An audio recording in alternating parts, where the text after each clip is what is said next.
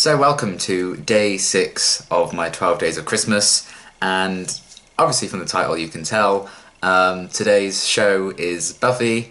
Very excited to do this one. This is actually the first idea I had when I was, coming up with things to do. Because I've been meaning to do this video for a while anyway, and once I kind of planned this out, I thought, oh, why not do it now? So yeah, here we are for a Tiermaker list. If you've never heard of it, I'm sure you have, because this was all over Twitter for the longest time, people making tier lists of all sorts of stuff. But yeah, this is kind of a site where you can make your own kind of, don't know what the word for it would be really, but you can upload images, and you just rank certain topics. It could be characters, it could be shows, it could be episodes of a TV show, it could be colours, it could be NFL players, it could be actors, it could be anything really. And they have loads of ones already up, and you can just do it, or you can make your own ones. And I've had these made for me to sort, which is pretty cool, and I'm very excited to get into it. The original idea was to just do one big thing where I rank all the characters, because I did ask in my community posts to give suggestions for who I should do outside of the main cast, because obviously main cast members for Buffy I'm going to include. That's kind of the big staple, and also I'm not doing angel characters as well. This is just for Buffy solely, so if they've been in Buffy, good. However, what I wasn't expecting was to get a lot of requests for a lot of characters.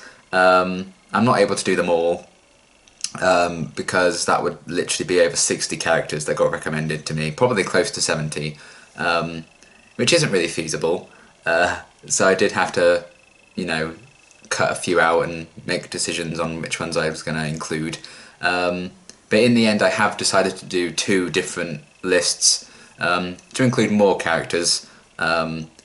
So I'm doing a heroes one and a villains one. I use those terms very loosely with Buffy, because I'm sure some people will agree/disagree on what I've even put in the heroes list or the villains list. So I've just split it into 2 so I can do more characters but not make the screen be a jumbled mess, basically. So yes, this is it.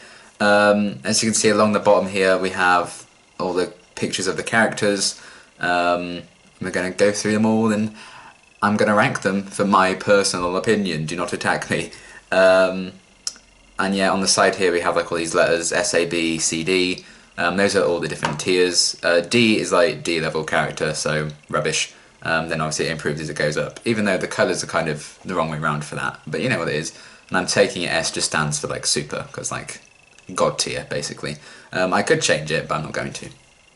And yeah, this is it. I think I can't even change the colours of it with these buttons here, but I've started recording now, it's too late, I've moved on. And yeah, so there are 17 characters in the first list, heroes. Basically not villains most of the time. And then I've got another 12 characters in the next one we'll be doing for the villains. So we might as well get started.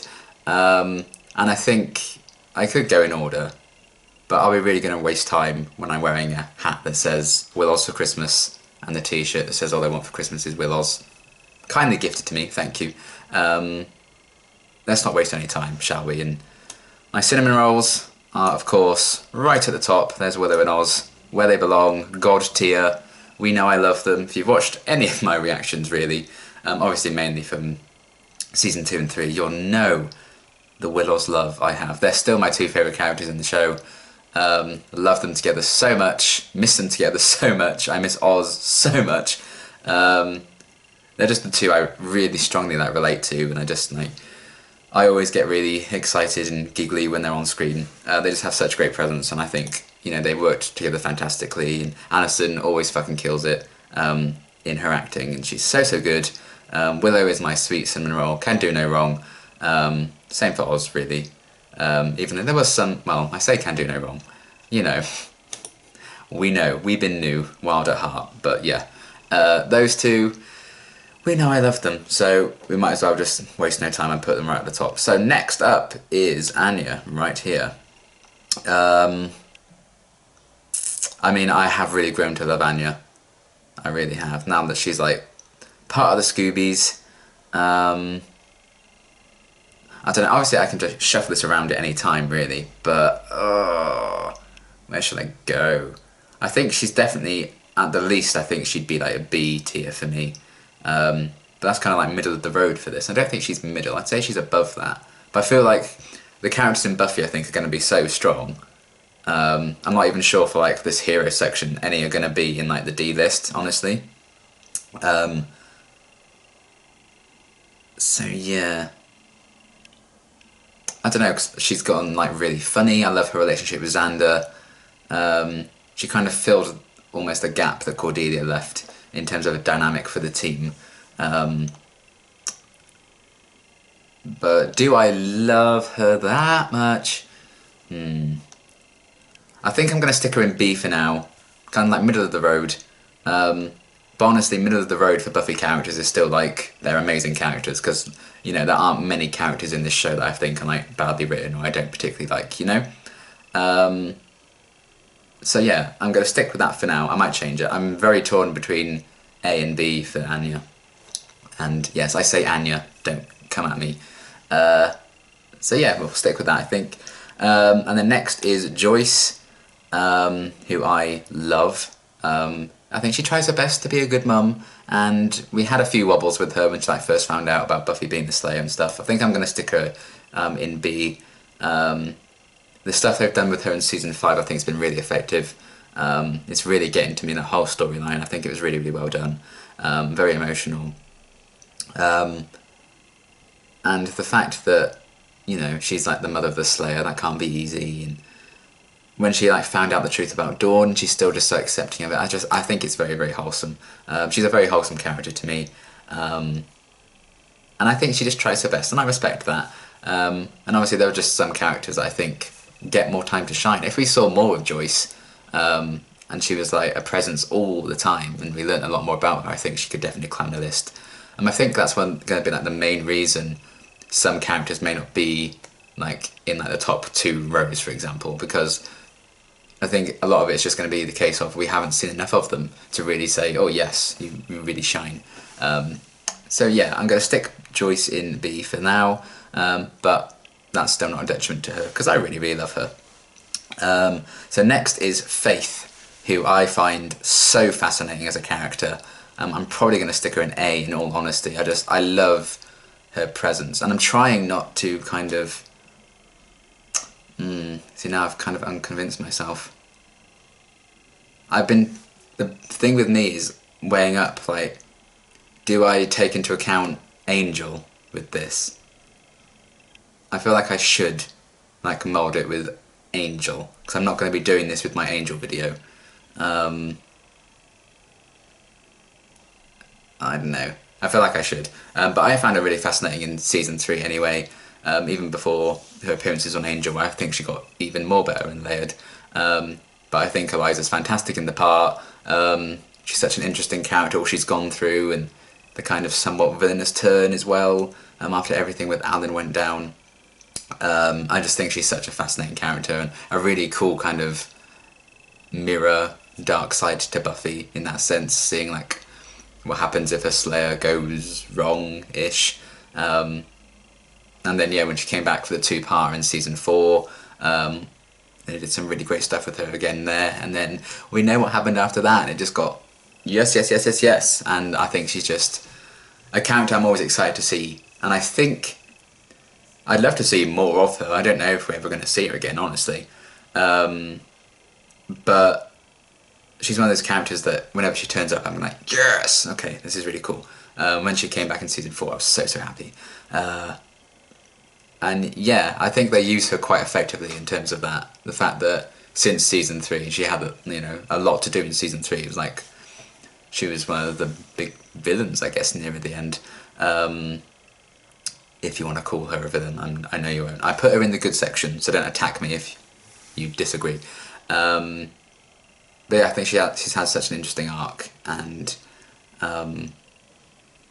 hopefully there's more to come from that, but what they've done with her so far I really enjoy, and I think, you know, ever since like season 3 came and went, they have used her very, very sparingly across the Buffyverse, so I think that makes her appearances all the more powerful, and her whole arc so far I just really, really love. So I'm going to stick her in the A column. Now Jenny. Now, this is another kind of factor, is going to be time passing. Because we know I loved Jenny when she was on the show. I loved her and Giles. I think, you know, her death is still one of the worst things. Really, really sad and gruesome and kind of tragic in so many ways. But as time's gone on, I'm going to have to put her in C, I think, because, you know, we haven't seen much of her now, and her story's over. And she just doesn't have a big of an impact on the show anymore, and therefore not as big of an impact on me. Because, you know, when I'm reacting to the show, I have next to no time to go back and watch the old stuff, so I haven't seen anything of Jenny. My cat's going nuts. She's angry that I put Jenny so low. But, you know, I haven't seen much of Jenny now since I reacted to Amends, and even then that wasn't really her. So while I love her as a character and I love her story, if I can just go back and watch any episode I want one day when I've finished the show, I think I probably have a lot more appreciation for her. But it's been so long since I've actually seen her on the show and everything. The show has really moved on from that whole thing with Jenny. It's just a case of being a reactor. I can't go back to those episodes with her in quite yet, even though her first appearance is in one of the best episodes, I, Robot You, Jane, and I still stand by that. I should have ranked the episodes, that would have been funny. But yeah, I still really, really like Jenny, and again, even if you're in the D column, I would say, or D row even, on Buffy, that probably still means you're a pretty good character. But yeah, that's kind of my reasonings for putting her there, even though I do really like Jenny a lot. And then Jonathan. Jonathan was probably, out of all like the side characters, the most requested to be in this video, which I wasn't actually expecting. He got a lot more love than I was anticipating. I'm glad I did that post now asking you guys for suggestions, because I would not have put Jonathan in, but with the outpouring of love, I was like, okay. I mean, you may be disappointed because he's going to be going right next to Jenny, but again, it's just a thing where we haven't seen a lot of him. Even although when we have seen him, they've done some pretty interesting stuff with him, like in Earshot, Superstar. But again, we see him so rarely. He just doesn't have that impact, you know. But that's okay, because not every single character can be Willow and Oz for me, you know. Some people need to hold the others up. And I think Jonathan is interesting when he's on screen. But you know, since we've moved away from like the high school thing, they haven't had many chances to bring him back. I think we've only seen him, you know, in Superstar since the end of season 3, which makes a lot of sense. But I really liked, you know, Buffy saving him in Earshot and learning a bit more about his background there. My cat is crazy. And also, you know, him in Superstar, I thought it was a very clever and interesting idea how they went about the whole episode.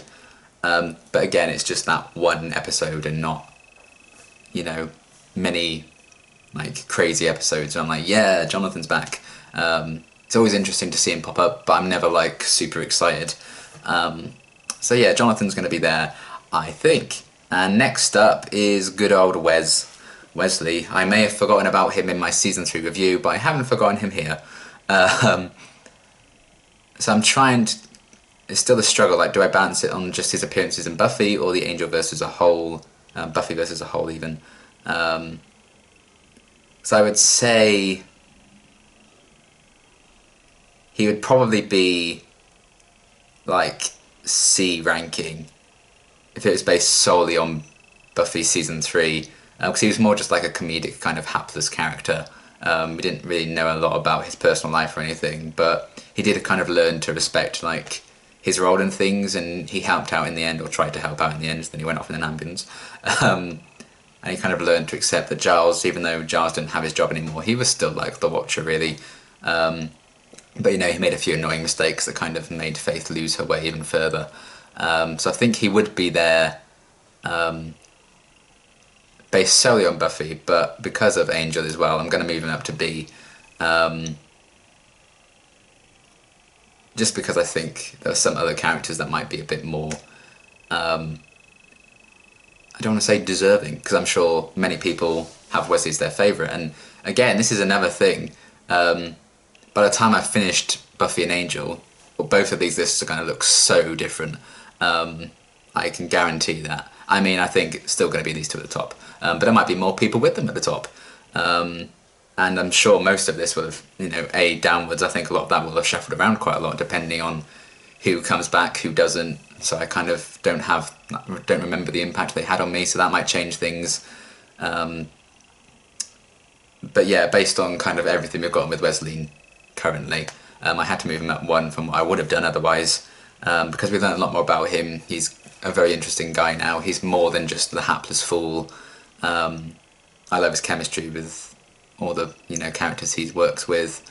I think they've really found an interesting kind of thing to do with him now. I look forward to seeing where his storyline may go in the Buffyverse. It should be interesting. I would be tempted to put him in the A column, but I just thinking like as a whole, I'm like, do I love him that much? Would I die for Wesley? Maybe not quite yet, but maybe one day. So I'm going to stick him in there. But with Anya and Joyce, that's very good company for Wesley, I think. That's nothing to be sniffed at.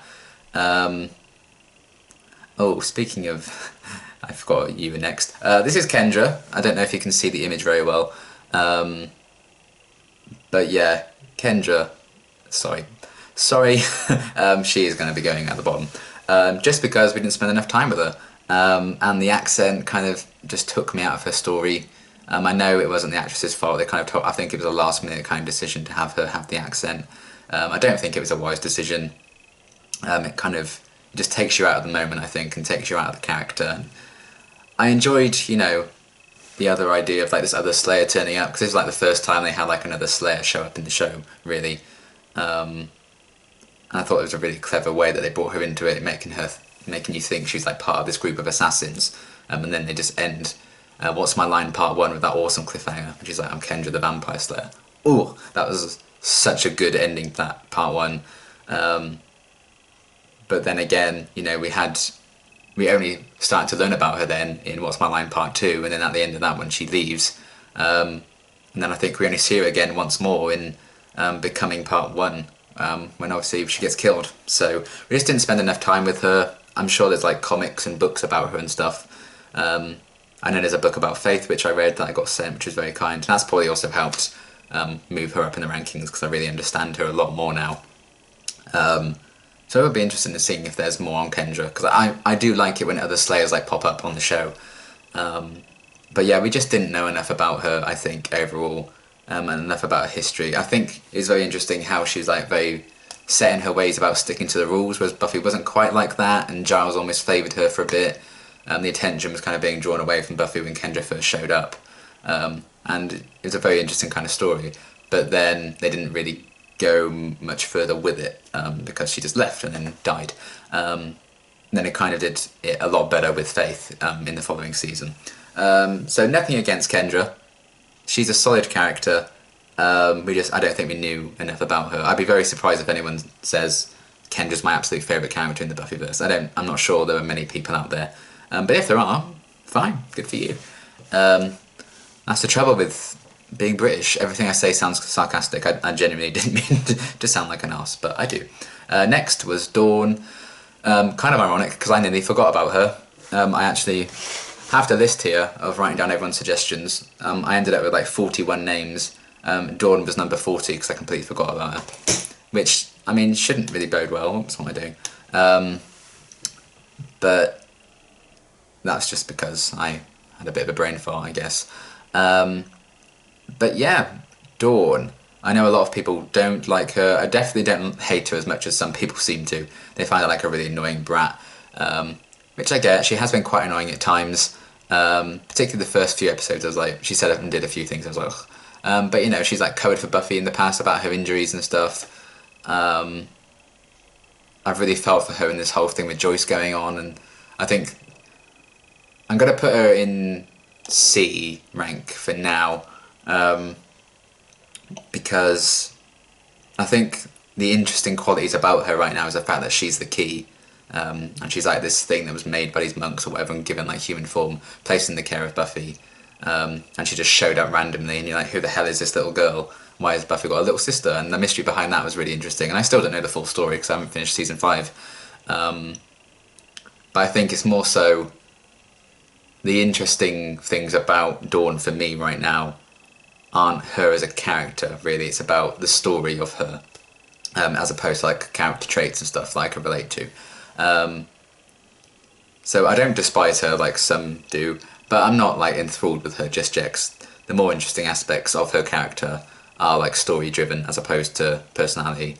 So hopefully we'll learn a lot more about her, and then she'll probably kind of rise up in the rankings. Because I can see myself liking her more and more. So yeah, I think that's where I'm going to stick her for now, and there we are. Next, the titular hero herself, Buffy. She's not, you know, she's not on Widow's level for me yet, obviously. I think that's kind of clear that those two are always going to be my favourites, but she's definitely worthy of the A rank, I think. Everything they've done with her and her story so far, you know, it's called Buffy the Vampire Slayer for a reason. And Sarah Michelle Gellar is fantastic. She's just a phenomenal actress. Seeing Buffy's growth throughout the seasons has been really cool. Seeing her form these relationships with Giles and Willow and Xander, and all of kind of her boys, even though none of them have particularly ended very well. But yeah, I just thought the way we've kind of seen her evolve and see her fighting style change, see the fact that she's so welcoming to have this group of supporting friends around her, and that's why she's kind of lasted this long. Seeing her go through hell, like this whole thing with Joyce, you know, the events of Helpless, having to kill Angel, him coming back, that probably messed her up as well. So many things that she's gone through, and she's so young still, and yet she's so strong and powerful. Even if you take away her fighting ability and stuff, she's just so strong and capable, and I really love that about her. And it's such an interesting kind of thing for her balancing like her Slayer life and her, you know, real life, normal life, and her yearning for that sometimes, but her duties have to get in the way. Just a fantastic story with her so far, and I can't wait to see what they do with her next, because whatever they'll do, Sarah Michelle Gellar will absolutely nail it. And yeah, I'm really excited to see what the future holds for Buffy, but I think she's an awesome character. So badass, really smart as well. She has a lot of funny moments, you know, they can do some comedy with her as well. She's very multi-talented in that way. You know, Living Conditions is kind of a big example of that, and to an extent Beer Bad, even though I'm not a huge fan of that episode. But we've kind of seen there are lots of different sides to Buffy, and I feel like we're still scratching the surface, which gets me really excited to learn even more about, you know, how she really ticks. But she's badass, she's the hero, and I love her, so she's definitely quite far up. Next is Xander, and I love the picture for this one. Yeah. Now, if this was like straight after Homecoming in season 3, it would be like there. I would have been like, how dare you do this to me?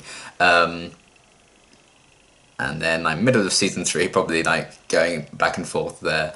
I feel like it's kind of harsh to put him in B, but I don't know if I'm like A. If there was like a rank between A and B, I'd probably put him in there if I added one. But I'll definitely say B, but I'm going to put him, I know it's not really how the system works, or at least not how I'm doing it. I'll put him at the front of B, because he's like right on the edge of being like on A. You know, he's ab, or bar, if you want to read it that way upwards. He's kind of the borderline on like A. And he's come a long way for me since, you know, the events of season 3 where I struggled. I liked him a lot before that. Season 3 I was like, but other episodes I was like, And season 4, I loved him. By far his best season for me. You know, he can show to be like a really supportive friend and a supportive boyfriend now. He's really grown up and matured, I think, a lot. I mean, it does help because he was really immature in season 1.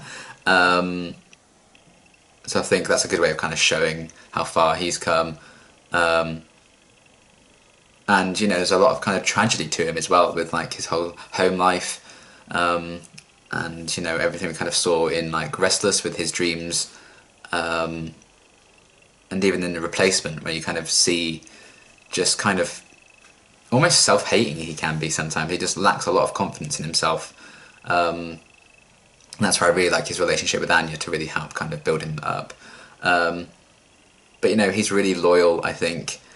He has some really funny lines at times. You know, he's great at the comedy.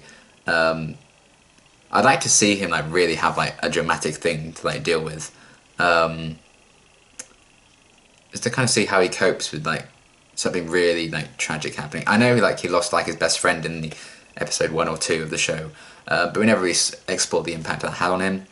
And when we've had like a major death, you know, it's been like Angel, who didn't really like. So it would be interesting to see like that kind of really serious side to him. But we're definitely getting a lot more of that as the show's gone on, because obviously he's in like a really serious relationship. I mean, the last episode I watched was Into the Woods, and he had that really frank discussion with Anya, saying, you know, I'm in love with you. And I really, really liked that, because, you know, I think season 1 Xander, the thought of declaring his love for someone would make him want to like jump off a roof. And yet he was there just pouring his heart out, and he's having like really mature discussions with like Buffy and stuff about their relationships, and I just really, really love how much he's grown and matured. And I think they continue to do some really interesting stuff with him, particularly in season 4. I really enjoyed what they were kind of doing with him, trying to like find his place in the world. And he's still kind of struggling with that, but I think he's kind of making a lot of progress, and I think he's starting to kind of believe in himself a lot more, and I really, really like that a lot. So yeah, he's definitely on the brink of being in the A rank for me. But that's why I'm sticking him for now. And Giles, I would say Giles is probably the same for me. In B, although I don't know actually. I'm torn again. That's the thing with all the Scooby Gang. I'm always like, oh, where should they go? Because they're always like so close. I think I'm going to put him in A actually. Because I love his relationship with all the different characters, particularly with Buffy, the kind of the father-daughter bond they've developed over the years. Obviously his relationship with Jenny, he has a lot of funny moments as well, but he can also really do the dramatic stuff, like when he discovers Jenny's body in Passion, that's still like really haunting. And yeah, just his willingness to kind of go against the council when it really needed to happen, in Helpless. And how far he's kind of been willing to go at times to protect Buffy and protect all the Scoobies, really. He's just a really good role model, I think, and I also enjoy that we have like that dark side to him with the whole Ripper situation. So it's not just like, oh, he's like this dorky librarian or whatever, this awkward librarian teacher guy. There's a lot of grit to his character as well. And I feel like we still don't know a lot about that, and I'd love to learn a lot more about, you know, his past and what really makes him tick in that sense. And I get excited over that. You know, sometimes I would kind of, when we don't know enough about characters, like with Kendra, for example, or Dawn, that kind of can be frustrating. But with Giles, it's very different, and I think that speaks a lot to the character and the way he's written, and more so probably the way he's performed by Anthony Head.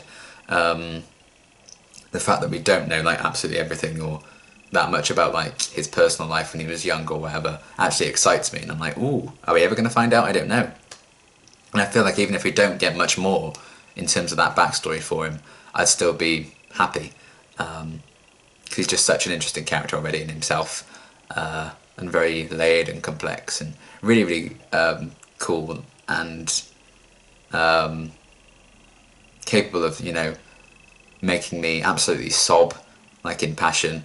One of my favourite Buffy moments is still, I think it's at the end of Innocence, I think, when him and Buffy are in the car talking, and you know, he's like, "You'll have my support and my respect," and I love that moment so much, the bonding between the two of them. He's just such a great person, I think, to look up to in terms of, you know, an older character, I guess, in like this group of young people. He still kind of holds his own, and I loved what they did with him again in season 4, with like not really having a place now that Buffy graduated, and not having the library, and, you know, where was his life going now? Now he's found like the magic box and stuff like that.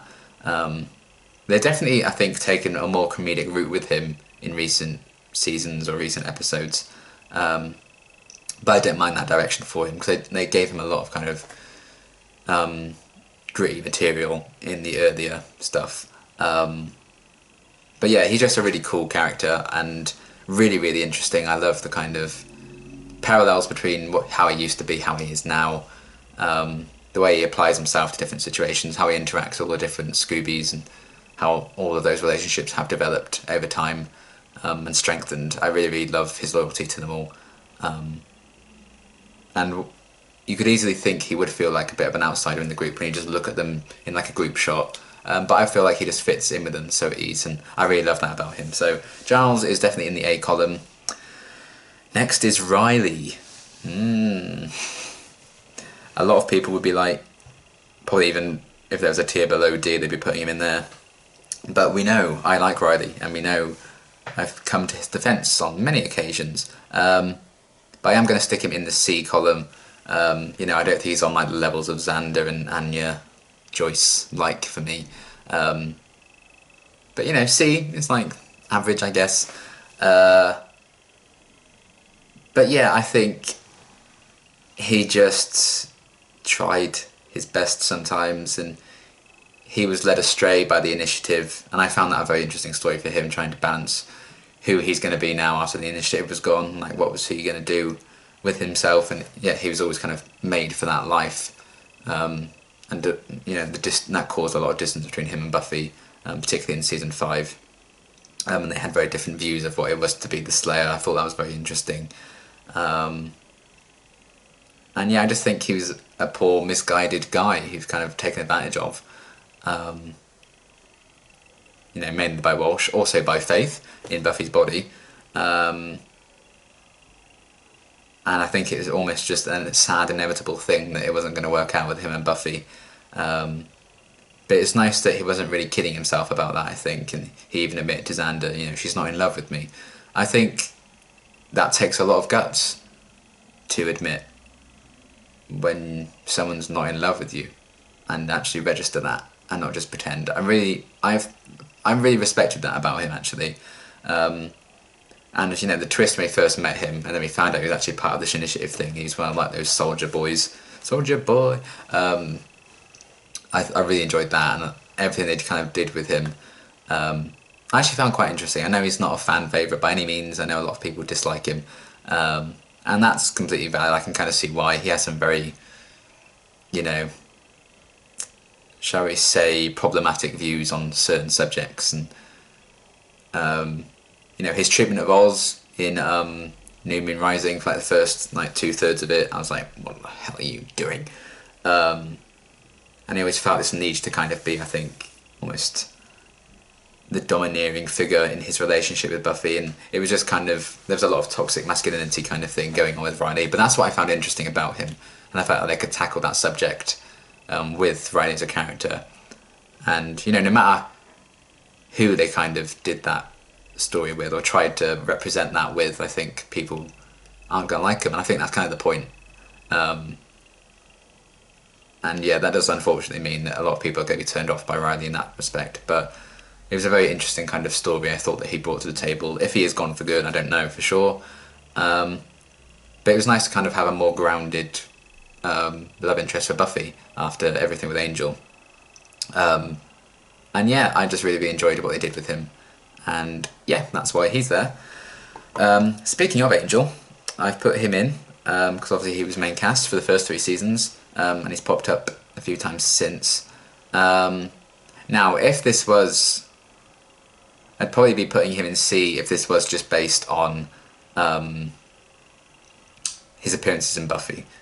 But I think I'm going to move him up to B. If this was just like... It's very blurred for me. If that's like strictly Angel, the show, and I wasn't comparing like the Angel characters to the Buffy characters, I'd probably have him like the A column. But I'm doing like more so leaning towards Buffy, which is why I'm going to put him in B. Because being on his own show has improved the character greatly. On Buffy, he was kind of the love interest and not much else. And I think, obviously, as the years went by, David's acting got a lot better. So that's also not going to help in the earlier seasons when I think he's still trying to find his feet at the bottom of his legs. But, you know, I think they still had some really interesting stuff with him. But when he was on Buffy, I found him at his most interesting when he was evil. That's when I actually got invested in the Buffy and Angel relationship, as I'm sure you remember from those reactions. For the first like season and a half of the show, I wasn't really into Angel, and it was a bit for me, but that's fine. Just wasn't for my taste. And, you know, they kind of lost his way, I think, once he came back in season 3. He's like, he didn't really have a place, and it made a lot of sense because he then ended up going to his own show. But Amends was very much focused on him. I thought they did a great job of like dealing with like his guilt, and that was a very interesting thing they did with him, and that's something they will probably continue to do till the very end. So I think Redemption is very much what his character is about. But yeah, Amends was kind of really focused on him, and I really enjoyed them focusing on that guilt. And then they really struggled, I think, from like the midpoint of season 3 onwards to find a place for him. They were kind of just biding their time before he went to his own show, where he's kind of improved like 100 times in my eyes as a character. He's just so interesting and layered and complex now. Whereas Buffy didn't really give him that material, because he was a vampire love interest. And they kind of then decided to give like a more like comedic route for him near the end of season 3 for the most part. He had some like really funny moments, and I really liked what they did with that. They've definitely continued that trend on occasion. So it was cool that they did, nearer the end, delve into him a bit more. Just wasn't quite enough to really elevate him in the rankings, as looking at it as Buffy as a whole, you know. So yeah, Angel is in B. Next is Cordelia Chase. Obviously another person in Angel. He was a main cast member in Buffy for the first 3 seasons. Oh. This is kind of crazy to think that she would absolutely have gone there if it was like season 1, early season 2. But now I'm tempted to put her in A, but I would say I still probably like Xander a bit more than her. But I'm going to put her like near there with Xander. Again, based on Buffy, because eventually they just didn't know what to do with her, and they did the same old thing like week after week. So they weren't really adding anything new to her character for a long while in season 3. Whereas in Angel, she gets a lot more room to breathe, and they explore a bit more about her. So she definitely improves a lot on Angel, because Angel is the show where all the underused Buffy characters go to become angels, in my eyes, not just Angel himself. So yeah, she's kind of in the Xander zone with being A and B kind of borderline. But how far she's gone is kind of nuts. Even, you know, I kind of really want to focus it more on Buffy, but even in those 3 seasons of Buffy, we saw, I think, a lot of growth in her. Obviously dating Xander was a big part of that, and I loved those 2 together. I was still really sad that they broke up, as much as I love Xander and Anya together as well. But the fact that season 1 I was rooting for her to die every single episode, and early season 2. I was like, she was so annoying, you were mean to Willow, how dare you. And then suddenly the switch just flicked one day. I can't remember exactly what episode it was. I'd have to go back and check to see exactly when I started really quite liking her.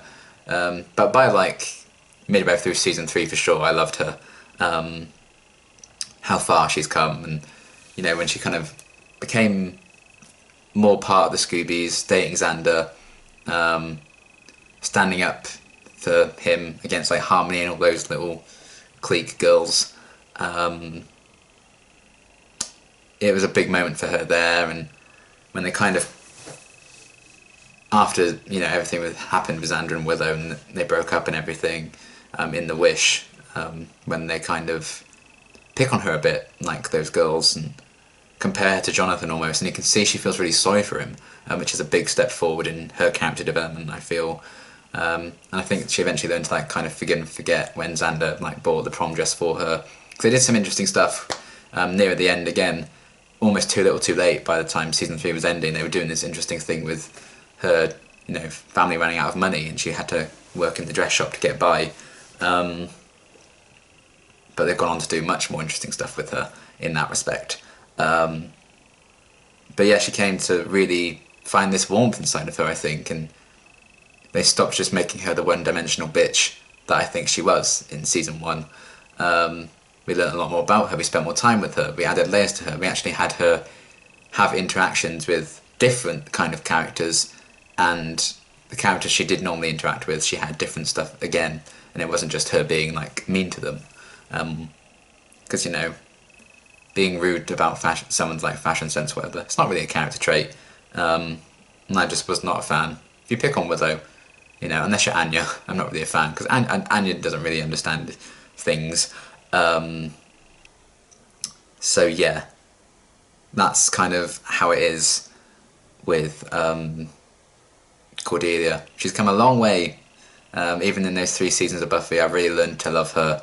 If I go back and watch it from the start now, I probably would love her now, knowing where she goes on, and she actually has warmth in her cold, cold heart, after all, and she's a sweetheart now. I really, really love how far she's kind of come and grown and matured as time's gone on. She has some great moments in Buffy, but she's definitely more so improved on Angel.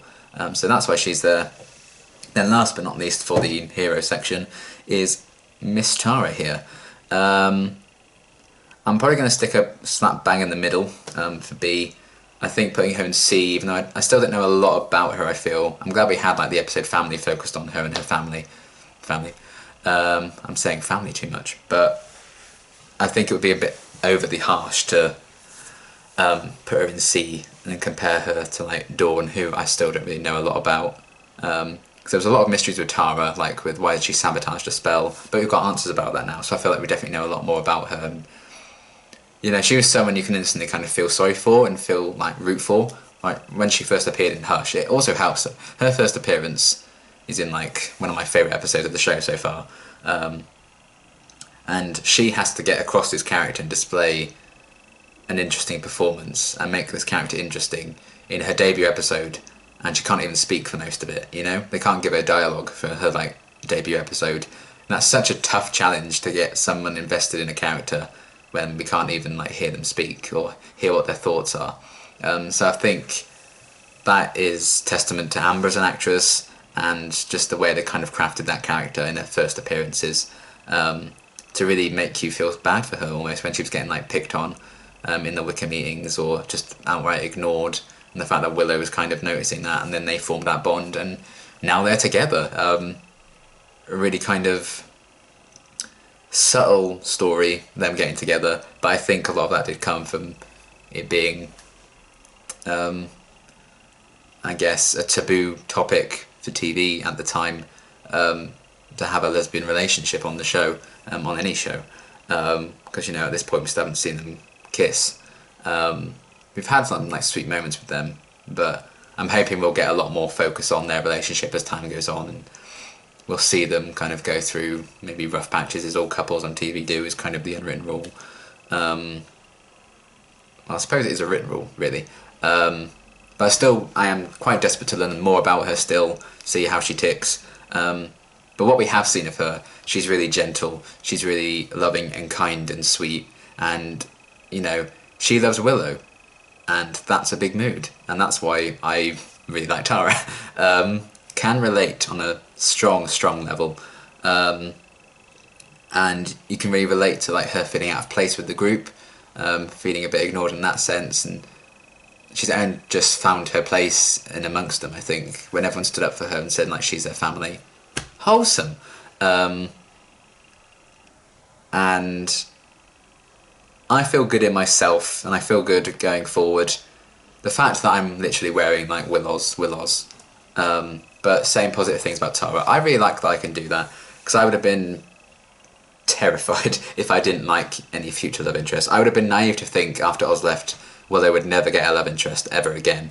I mean, I was surprised it was a girl, don't get me wrong, but it's not like it came from nowhere, you know, Doppelgangland, things like that. And I think it really did suit the character and what Tara's kind of brought to the show. It's another sense of innocence, really, because when season 4 started, we had all these characters who'd been so used to this kind of world and dealing with these kind of problems and the Hellmouth and everything. We've had people so used to, that for like 4 seasons. So to bring Tara in at that point, about halfway through, and obviously she's still like aware of like demons and stuff because she kind of thought she was like half demon.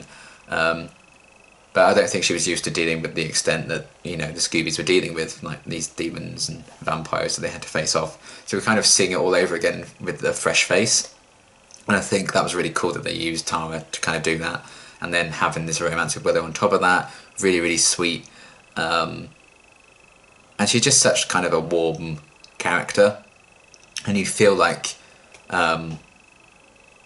you'd feel really like calm in her presence. I think she do a really good job of like calming you down and being there for you. Like, I feel like if Tara likes you, like she would like protect you for the rest of her life, and I really, really like that about her, and I just think she's a very wholesome character, and I'm just hoping that we can learn a lot more about her and like see a bit more of her interactions with like not just Willow, with everyone else as well. I'd love to like see her paired off with like Giles for an episode or something, or her and Buffy for an episode. I think would be really interesting, or her and Xander would be kind of hilarious given their history, both their histories with Willow. But I think that'd be really, really cool. And yeah, I really like Tara, and if we learn a lot more about her as time goes on, I think I could easily see her like climbing to the next tier quite easily. But right now I think it still feels like early days for Tara, even though she has been around for like over a season at this point. But there are other people in that tier like Angel and Xander, Cordelia that I definitely like more. But yeah, that's still far from an awful review, I would say, of Tara. I really, really like her a lot. I like every single character here. I really do. There's not a character I hate. And I know for a fact there are a couple of characters that are going to be in the next tier list that I despise. So even Kendra, she's on her own there, in the lower tier, sorry. But I still don't dislike her, so I think that's kind of testament to how well written a lot of these characters in Buffy are. Great performances all around, really great character arcs, but yeah, that's kind of where it stands for the heroes of Buffy with my rankings. You're probably not at all surprised by a lot of them, certainly not these top 2. And yeah, that's kind of where I'm going with this first tier. That's it right there. And I guess now we move on to the villains. Okay, so here's the next kind of set of characters, and these are the villains, which I again use very loosely. Some of them are straight up villains and bad guys, some are just like minor antagonists or just nuisances, annoyances, people you maybe not supposed to like, that kind of thing. Even if they're not like Satan himself, And yeah, there were 12, I believe, in this one. All of them were like recommendations. Some I didn't even think of including, but then I thought that would be quite funny. And yeah, so we might as well just get going because it's going to work exactly the same way as it did in the last lot. But I think this one's probably going to be a lot easier because most of these have been only in Buffy. So first up is Snyder. Snyder is a weird one, really, because I did enjoy his presence on the show. Even thinking of him makes me feel bad, like Principal Flutie. Like, that was still horrific. Like, that still, like, really gets to me, that death in the pack. Like, poor Principal Flutie. Like, that really messed me up for ages. But yeah, where do we rank Flutie? Not Flutie, even. Snyder. Because, you know, he had some really funny moments, and he was supposed to be, you know, not the most likeable of guys, hence why he got eaten by a giant snake. But I really like the actor a lot. I like him in Star Trek. So yeah, where do I rank him? So also, sometimes it feels like all the villains are just going to be like near the bottom because they're villains and I'm not supposed to like them. But there are some characters I just like genuinely enjoy. So, where does Snyder fit though? I think I'm leaning towards B or C, but I mean I'm not like one of my absolute favourites. He's like, and he's not like one of the best villains. Because I do feel like they could have done more with him being attached to the mayor. They kind of set that up in a really interesting way, and I feel like they didn't quite pay it off in the way I kind of was hoping for. So it did kind of fall flat in the end. But I did enjoy his presence, and he had a few like funny moments, and he was supposed to be grouchy and everything like that, and that was enjoyable about him. But I don't know. I'm thinking maybe just middle of the road. I think we're going to stick him in B because he's a bit of a nuisance. You know, he wasn't like the biggest threat the Scoobies have ever faced.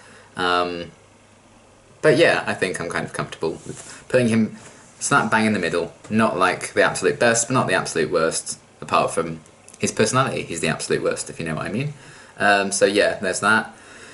Then we have Angelus. And I know he's separate from Angel. Technically they're kind of the same character, blah blah blah. The debate goes on and on and on. Don't attack me if you hate me for splitting him in two. But I feel like it makes sense to do Angel, Angelus.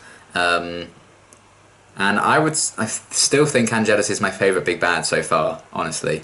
I just find him so ruthless.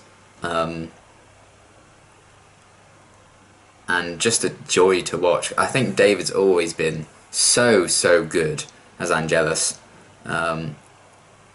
Just the way the character's written and the idea behind it, you know, Angel losing his soul and becoming who he used to be. That's just such an interesting idea for a character and such an interesting idea for an arc. It just makes it infinitely more interesting to me than Angel himself, until the Angel show came along. And now I find normal Angel, just as captivating as Angelus. But as a villain, I think I'm going to stick him in A. A for Angelus, because he is awesome. Really, really enjoy his presence as well. And the fact that there were stakes to him, pardon the pun, when he turned evil, because, you know, it cost Jenny her life, and he did wreak havoc for the second half of the season for the most part. And I really enjoyed like the banter he had with Spike and Drusilla. And then obviously it all led to that final little confrontation with him and Buffy. They have that little kind of fight near the end that ultimately leads to his death. And they've kind of explored the whole Angelus thing a lot more in Angel the show as well. We've gotten like flashbacks to things like that. It's a really interesting story seeing that unfold. So the more time goes on, the more flashbacks we get, the more I grow attached like Angelus as a character. Because it's just such an interesting comparison to what he is now and what he is with the soul. And there's so many blurred lines, particularly with where I'm at with Angel right now. There's so many blurred lines between Angel and Angelus, even like more than ever, I think, without him actually losing his soul. And I find that such an interesting thing they do with the character. And I just loved every second Angelus was on screen. The performance was just so beautifully creepy. You just loved to kind of hate him, and it was such an interesting story because he was a villain who was directly tied to the Scoobies. It was a really personal kind of thing they had going. You know, it was Buffy's love that had turned evil and killed one of their friends, and it was just such a personal thing. And I think that's why he is my favourite big bad so far. I'm pretty sure. You know, it's close run, I think, with him and the Mayor, honestly. But I think Angelus just tops it because there's a more personal link there for me personally with the Scoobies, and I find that more interesting as a character. So Angelus, I'm going to put there. I'm also tempted to put him right at the top, but I don't think I'm going to. And I think, based on that, I've kind of talked myself down. I'm actually going to put Snyder in C. Sorry, buddy. But still, again, with most of these characters, with the exception of a couple, you may have already seen who is on this list, so you know where those people, should I say, to not be too rude, are going to end up. But honestly, in this sense, the last list, like every single tier, they were still like good characters. I still liked them. With this one, if they're in the D tier at the right at the bottom, they suck and I hate them. But C upwards, I still really enjoyed the characters. It's just, you know, a personal kind of preference. So I'm going to move Snyder down to there, based on what I was just saying about Angelus and the Mayor. So we'll get to that. Next, though, is Spike, and he's going straight to the top. As for Spike, I know it's like Angelus is like my favourite big bad, but I don't know, I never really saw Spike as like a big bad. I know he called himself the big bad a lot. I don't know why, because he technically kind of is a big bad, so he would be like my favourite. But I never really quite felt that threat that Angelus had with Spike. And obviously he has like a lot more comical moments, particularly in the later seasons when he was reintroduced as like a main character. And yeah, I just found it... He's such a fascinating character. James Masters is just so good. He's so charismatic. He has so much like funny moments, but he also has like the more touching moments, like the scene where he tries to comfort Buffy in Fall for Love. I've gotten a bit of interesting backstory on him recently that I've been watching, and I've really enjoyed that. Seeing how much he's kind of changed from who he used to be. Just seeing like his feelings for Buffy emerge was really fun, and all the different kind of relationships he's formed. The domestic side of him we saw in season 4 when he was living with Giles and then with Xander. He has a very oddly sweet relationship with Willow at times. I know there are a few people in the comments who always are disappointed when I say how much I like Spike, because they don't like them personally. But you know what? It's fine. I don't bash people for not liking him. Please don't bash me for liking him. But yeah, I just love whenever he's on screen. I think you've seen my reactions whenever Spike like returns or something. I always get really, really excited. I love him being part of like the main cast now and interacting with all the Scoobies. He's just really, really funny. I know he's not a nice person. I know that, but he's just such a joy to watch. I don't really mind, and he can be just really, really funny. He's got a good balance of the drama and the comedy, I think, in a really nice way. And yeah, I just never quite felt him as like the big bad, probably because there's like quite a few people in that group with Angelus and Drusilla as well. It just felt like Angelus was the bigger threat to me, so I've never seen Spike as like that kind of a big bad. But as a character, I really, really love him. He's just so much fun. Still, probably... Is it? I mean, it is quite possibly my favourite line in Buffy is Spike. Out for a walk, bitch. That's killed me. One of the best lines for me ever. Just the way he delivers it. There's just so much to Spike. I still feel like there's a lot more to him that we're going to learn, and that gets me really excited to kind of peel away the layers a bit. And I think there's a broken man inside of him quite deep down, as we saw with William in the flashbacks. And yeah, he's just an absolute joy to watch, and that's why he's at the top. He's such a cool character. And then we have the Mayor next, and well, like I was talking about earlier, but like, is Angelus or the Mayor like my favourite big bad? I kind of went with Angelus. I know a lot of people, I think the Mayor is their favourite big bad, and I can understand why. But I'm going to put him in B, just underneath. And that's why I moved Snyder down, because I was like, oh, the mayor needs to be in B, and I don't think Snyder's quite up there with the mayor, you know? So yeah, the mayor's going to be right in the middle. Really great performance by the actor. I really enjoyed that. And I really liked his connection with Faith. I thought that was a really cool kind of thing they explored and continue to explore in season 4 as well. That was really cool. And yeah, he was always quite unnerving, and I liked not knowing about his plan for quite a while, and then the pieces started all coming together. I really, really enjoyed that a lot. It's just the thing, personal taste, I just preferred the more personal connection that the Scoobies had with Angelus as the villain. I just really liked how that all played out. Even though I think season 3 as a whole is probably the strongest season, with the mayor being like the big bad, that run of episodes with Angelus is still probably my favourite run of episodes in Buffy. I have a lot of nostalgia for that kind of moment. But yeah, the mayor's still really great. I like that it kind of explored that he had like this really human and paternal side to him with Faith, even though he's literally wanting to become this giant snake demon. And the way he'd only snap, like really snap on a few occasions, that made it really, really powerful. And otherwise he was just like laughing off these really like awful things, and that made him a really effective villain as well. I really did like what they brought to the table. It was a bit of a slow burn. I think that's why I didn't quite get into it as quickly, even though I enjoyed the mystery of like, what is this guy's deal. I could have done with some more answers a bit quicker. But still, the mayor is still a fantastic villain.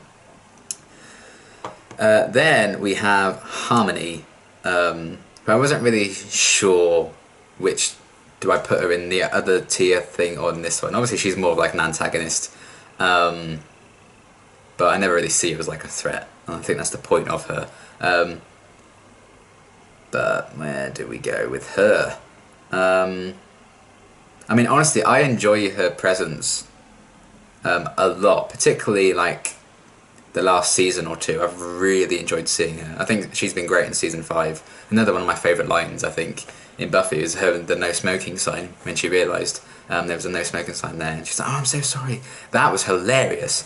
And I'm tempted to put her up there with Angelus, but I think I'm going to stick her in B, because honestly, like, she's not around all the time. We don't know that much about her backstory and stuff like that. So again, there's not the attachment I have with like Angel and Angelus, for example.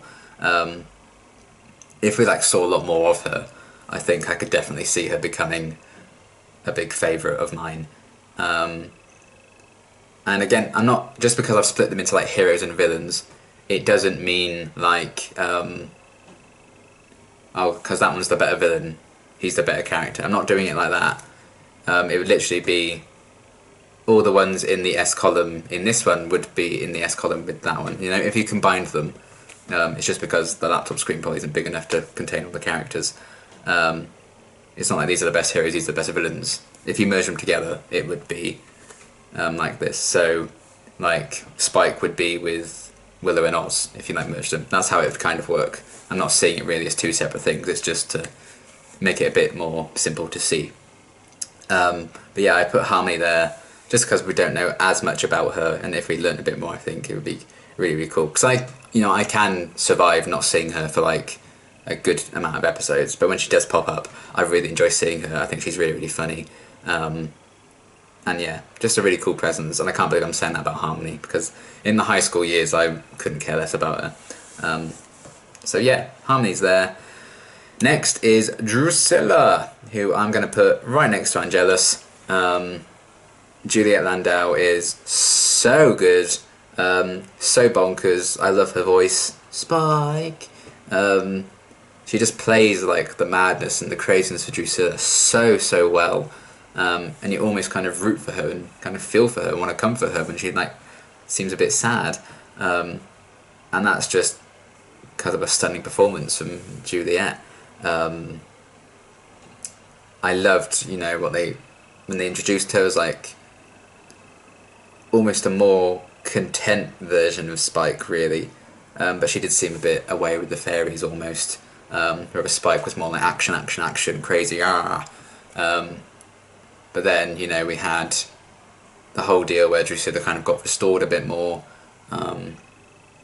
and it was like she's still quite crazy, but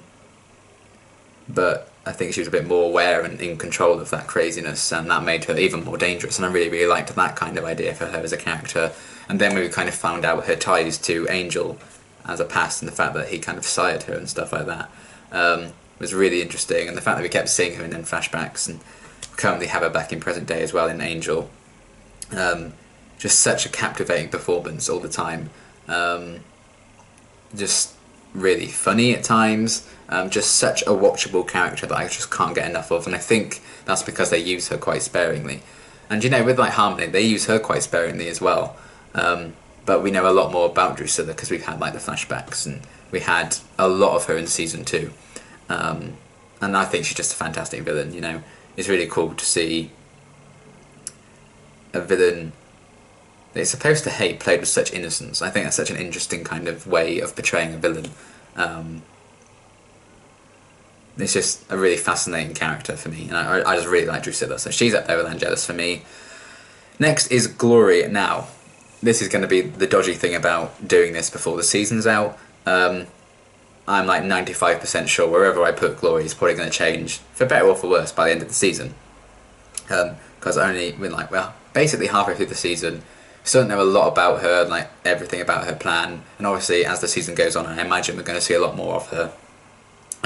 So this one isn't entirely fair that I'm doing this now, but tough. But I'm actually really liking what I'm seeing of Glory. And you know, I probably have to put her in B, because I definitely enjoy seeing her more than Snyder, you know?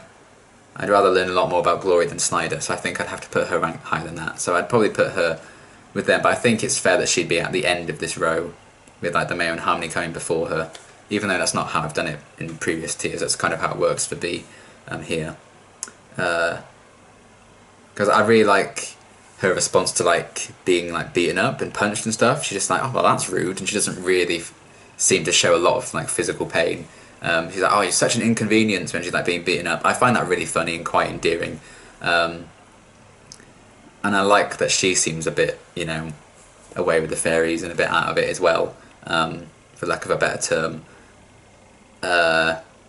And impeccable dress sense. She has a good style, and clearly I'm the king of style, so I can say that because I look really cool right now. But I'm really liking the actress in the role. I'm looking forward to learning more about her, which is a good sign because I actively want to see more of this character. How she ties into the whole thing with Dawn and the key and everything. I think it's going to be really, really cool to see how this story pans out. And obviously it is very unfair that I've only seen half of the season that she's first appeared, because I don't know, she could be in it for the rest of the show. I have no idea. But from what I've seen so far, I actually really, really like, and I think there's a lot of promise for her as a villain. And it's cool to see like a proper, like, outside of Drusilla obviously, have like a proper female big bad. I think it's really, really cool. And the fact that she seems like super powerful physically. She's very physically intimidating, but she also seems quite clever. So I like that she's a balance of both. I really should put her in C, but I think because I enjoy the performance and seeing this character so much, I'm going to put her a bit higher up for now. But yeah, that's almost certainly going to be one that will change by the end of the season for sure. Okay, then we have Ethan Rayne. Again, I like that he has like this connection with Giles from the past and the whole Ripper thing, which I find like a very interesting story.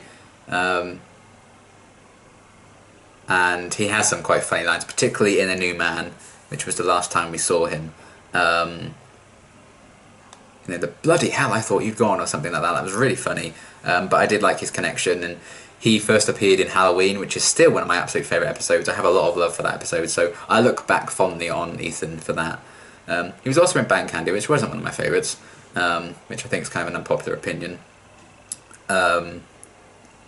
But I really find the idea behind the character fascinating, that he has this tie to Giles. But again, that is more so, I am enjoying that because it's about Giles, and it reveals a bit more about Giles as opposed to Ethan himself. I feel like I'd want to see a lot more of Ethan. So I don't know. I don't enjoy him as much as like Harmony and Glory and the Mayor. So I think I'm going to have to stick him in C. which I feel like's kind of unfair. I feel like people aren't going to be happy with that, but it's my list. But I do really, really enjoy him, and like I said, basically everything in C and above in this tier, I still really like these characters. But again, he's been in like, what, 3-4 episodes really? I really enjoy his tie to Giles. I think the actor was great. I believe he's passed away, so rest in peace.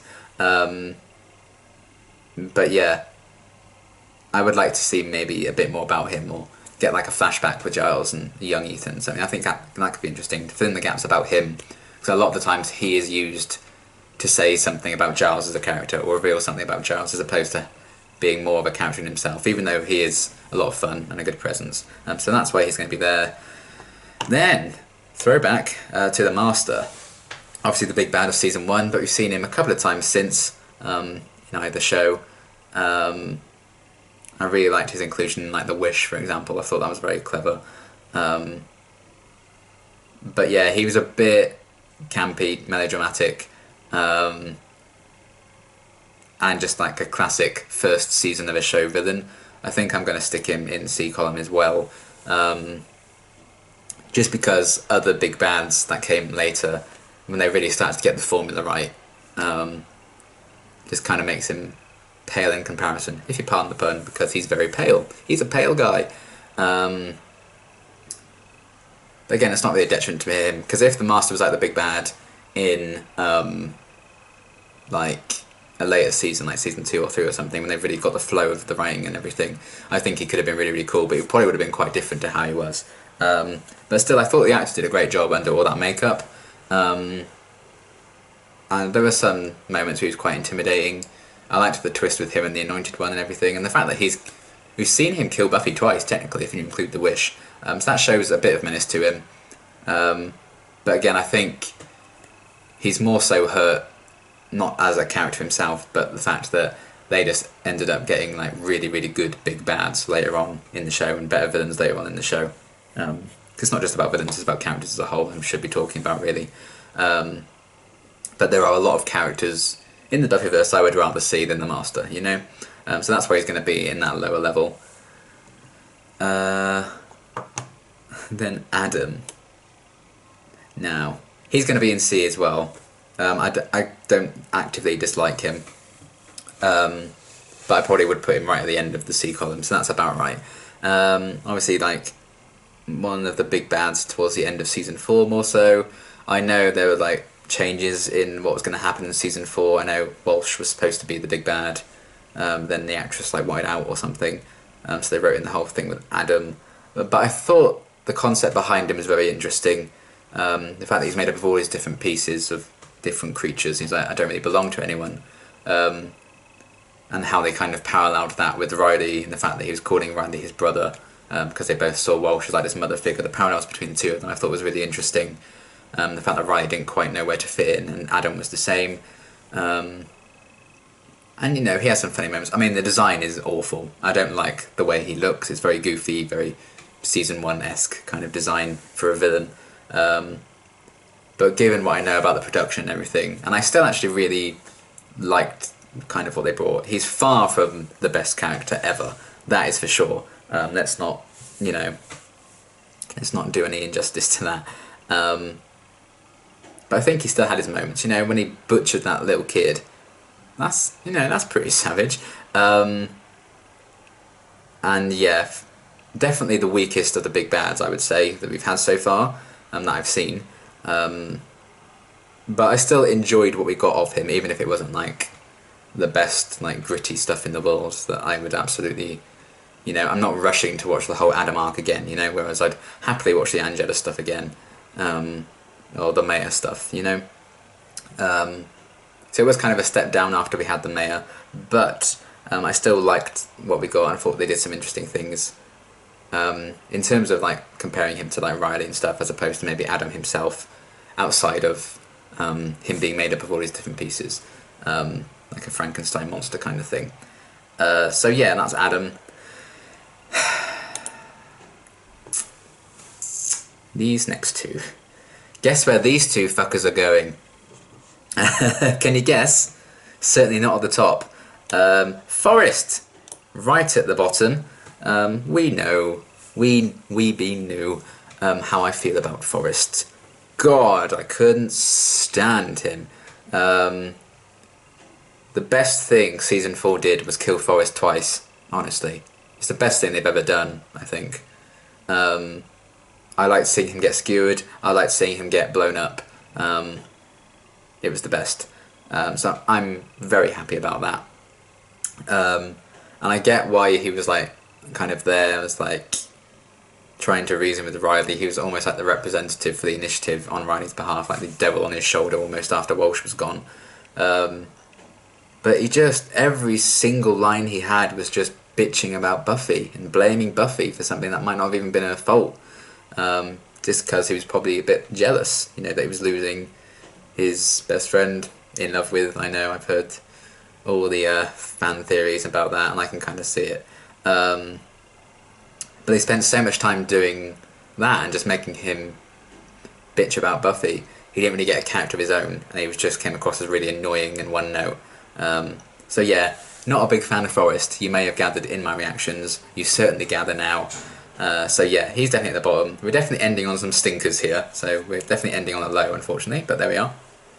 Because they're going to carry on with Veruca here.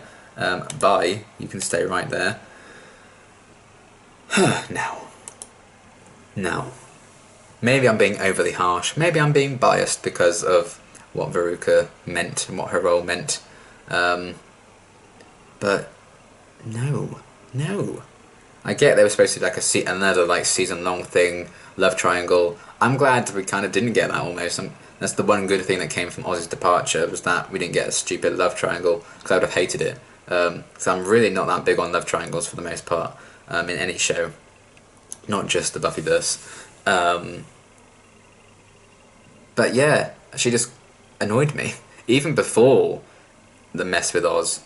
When she did this stupid face thing, which I'm like, what are you doing? You look stupid. Then obviously it did mean like the downfall of Will Oz, so I'm always going to hold that against her, even though it wasn't just her. Like, you know, it was outside forces, both in real life and in the show. You know, Oz not being able to fully control his, you know, inner wolf, because he was wild at heart. But Veruca as a character, I'm very glad to see be killed by Oz. Both of them, Forrest and Veruca. I'm very glad I watched them die. And I know a lot of people... I had a few comments saying I was being really overly harsh on Veruca and very overly unfair. But I stand by it because it's a genuine reaction. I'm not going to lie. Maybe I was, but you're never going to catch me watching my Wild at Heart reaction back because I just can't cope with it. I'd probably never watch that episode again, honestly. It just hurt me so much. I had to really skim through it when I edited it down for the YouTube reaction. But yeah, Veruca is just not a character I enjoyed. I knew she was going to be trouble the second her and Oz went, like, smelled each other or whatever it was, whenever she first appeared earlier in the season. But yeah, they're just... I didn't find much to be redeeming about her. I didn't find it particularly interesting. It was cool that they introduced another werewolf, but then what they did with it I wasn't a fan of, but I know they had to do it because Oz needed to leave. So it's a very complicated relationship I have with Veruca, but I'm glad she's dead. I don't like her. Right at the bottom alongside Forrest. You two suck. So yeah, on a happy note, that's it for the villain side of things. Bit more of like a balance. Obviously it's a bit clearer to see, I think, because there weren't as many characters in this tier. But yeah, that's kind of my final thing. Combine the S tier with the S tier on the other one, etc, etc, and that's kind of how I rank all these characters. Yeah, it's a lot of fun doing this actually. I've never really done this kind of tier maker thing before. But yeah, it's kind of interesting, and something I did enjoy doing, and something I had been meaning to do for the longest time, because I was going to do it eventually anyway, but then this whole Christmas thing came about and I was like, great idea. So yeah, that is my ranking of some Buffy characters. In total I did 29 characters, I believe. And yeah, I got recommended like 60, but you know, it would just taken me so long. It took me 53 minutes just to get through the first tier, so God knows how long this video is going to be. I thought it was going to be quite short and easy, but nope. But yeah, that's my rankings. Hope you enjoyed this video, and I will see you tomorrow for day 7 of my 12 Days of Christmas. Thanks for watching.